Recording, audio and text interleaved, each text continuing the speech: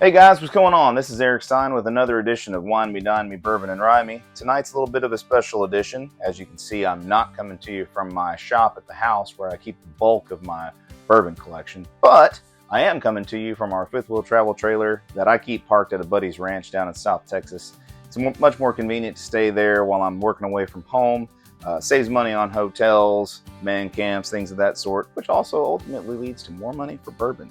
Now tonight I got a little something special for you. As you can see, I keep a small contingency of bourbon away from home. I like to have a pour every now and then, sometimes more than one, and it just makes it feel like home. So before we get into tonight's tasting, I've got one bottle I do want to show you and kind of brag about a little bit. Found it in a little mom and pop yesterday down here in Karn City. I've talked about it I think once or twice on camera. Never seen one of these in the wild. May never see one again. It's a W.L. Weller 12.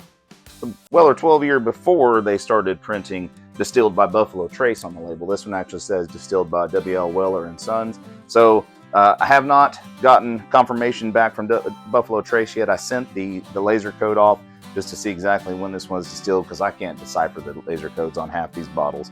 And there may actually be another code that's underneath the label that I can't get to. However, there was a printed code on here. So sent that off to them. Hopefully they'll get back to me in a day or two and I'll have some ideas. But from everything I was able to find out online, this is from 2013 to 2014, I think is when they did these. So definitely an old bottle.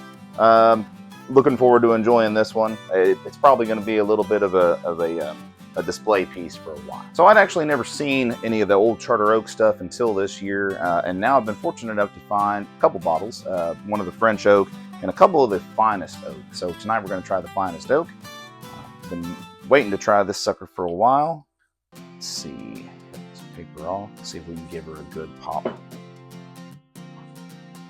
Not the best. Let's give it a pour, give it a taste. As you can see behind me, I do keep a few niceties here at the house away from home. I'll give you the quick tour around the palatial fifth wheel here. Everybody, you got to have, when you're a bourbon connoisseur, you got to keep something with you to enjoy when you're away from home.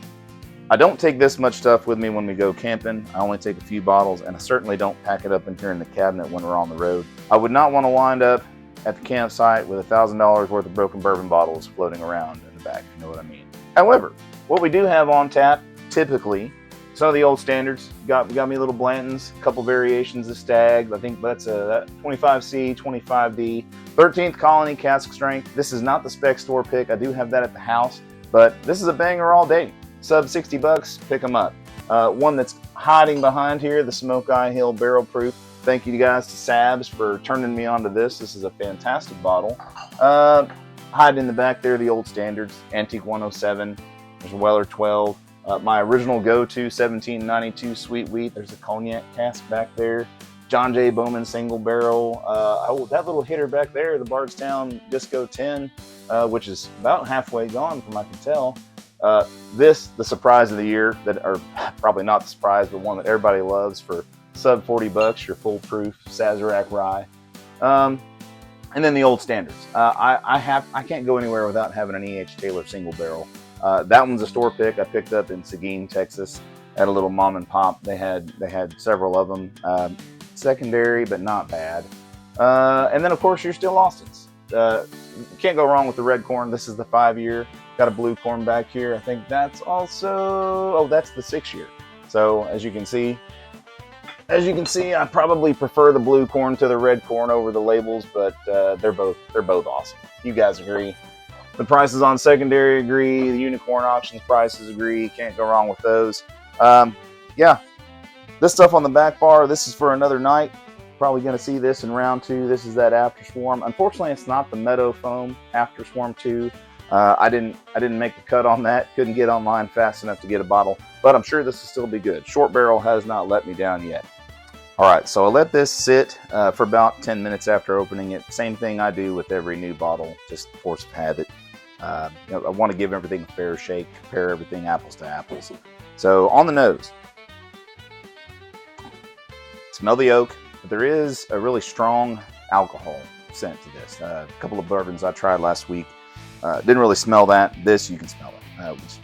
kind of unfortunate for the price of this bottle, but it is what it is.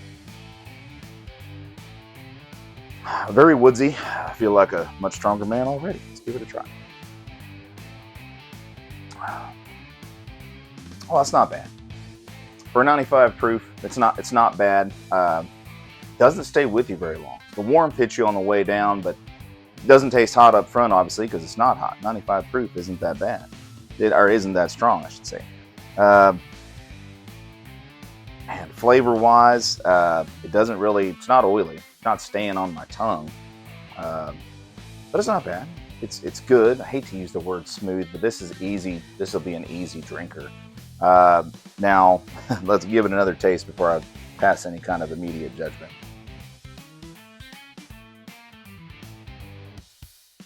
Oh, that Buffalo Trace sweetness is there. I can't say I don't enjoy this because it really is. This does fit my palate. It's not my favorite Buffalo Trace product, Sazerac product, but it is good. You know, for retail price, I think I paid $109 for these. Yeah, I'd pick it up at retail, but this, just like anything, there's some hype involved. I mean, it's a pretty bottle. Looks great on the bar top. Easy to drink. Probably will go with anything. This is my first pour of the night, so there's nothing to really bias my palate. I haven't had any other bourbon this evening, or anything sweet even, just mostly water. So yeah, this is good. I'd pick it up if you're lucky enough to find one of these. I'm curious to hear your thoughts, because Buffalo Trace and Sazerac products, some people really love them, some people really hate them. Caribou Crossing behind me is a prime example of that for a Canadian whiskey. I like it all day long at MSRP, which I think is $50 or less. But I see people on secondary selling them for $80, $90, $100. I get it. That's certain people love that. I just can't do it. I did it once and regretted it instantly.